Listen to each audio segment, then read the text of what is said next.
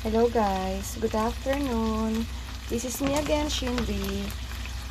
Wala lang, magluluto lang tayo ng pechay. Oo. Alam niyo ho ba yung pechay na may tause? So, eto, nagigisa na po ako ng baboy. Ayan, yung baboy ko. Ayan, ano ba yan? Ang baboy. Tapos, lalagyan ho natin siya ng tause. Ayan, yung black beans. Lagyan natin siya ng tause. Naghiwa na ako dito ng onion, garlic. Ito yung tokwa natin. Tapos yung hipon. At nandito ang ating mga pechay. Hiniwa-hiwa ko na siya. So, ayan. Punta tayo dito. Gigisa na natin yung ating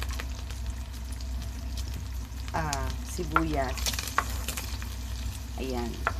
Punta na rin natin ng bawang. Imekos-mekos na natin siya.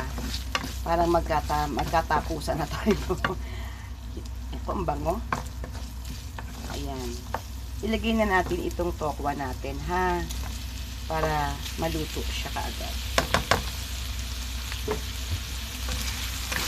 Ayan ang ating tokwa. For the meantime, panoorin nyo sila dyan na maghalo-halo at bubuksan ko ho yung lata ng ating tause.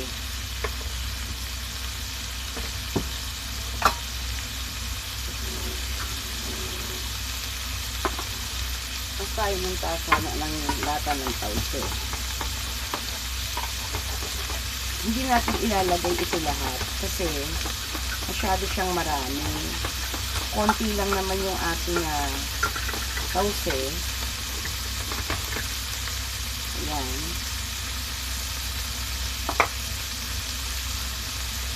Ito na, nabuksan ko na yung ating tause. Ayan. Ayan ang ating tause. Ayan. Diba?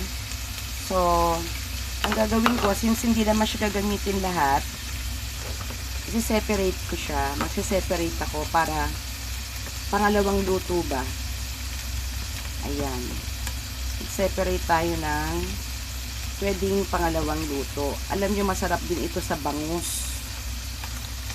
Magawa ba kayo nun? Tapos ito, itatago ko muna siya sa rep para sa susunod na gawa ko or ipi-freezer ko siya.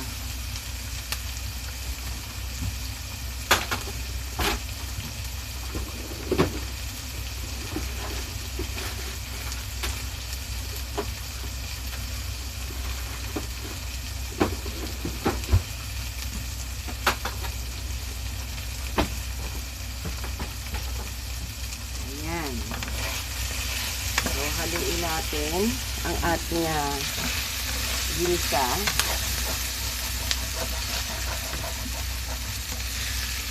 Dumikit na sa kawali. Kung wala kayong tause, pwede naman siguro ang toyo. Yan. So, after nyan, ilagay natin yung ating hipon. Yan. Ilagay natin si hipon.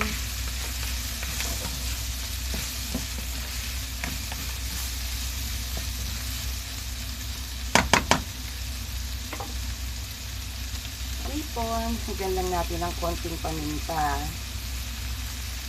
Para may lasa ng konti.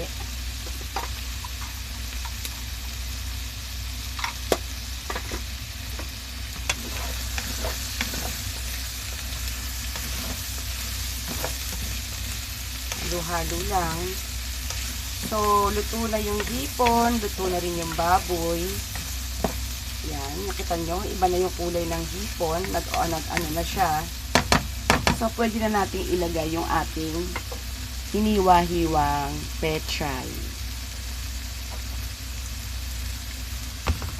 Sorry, before pala niya, lagyan na natin ito. Yung ating tause. Ayan. Para kumatas yung lasa dito. Ayan.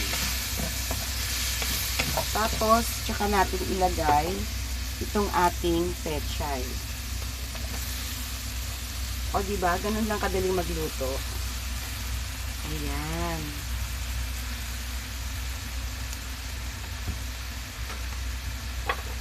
As usual, halo-halo. Haluin natin yan together. Mix-mix. At samasamahin natin sila para hindi sila malungkot. O, diba? O, parang walang kalungkutan, diba? Para everybody happy. So, ayan. O. Actually, nagluto na rin ako nito. Kaya lang, inuulit ko lang. Ayan.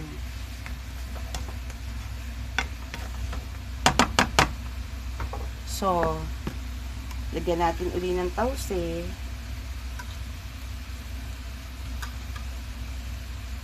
Ayan. O, diba? Happiness. O, ano pang ginagawa? Hala, napakamura nitong recipe na to. Bilang kayo ng pechay, tapos tokwa, baboy, hipon, sibuyas, bawang. O, ayan, gisa-gisa at saka yung tause. Diba? O, edi may ulam na. Yumminess. Promise. So, paano mga baby loves? See you again on my next video. Bye!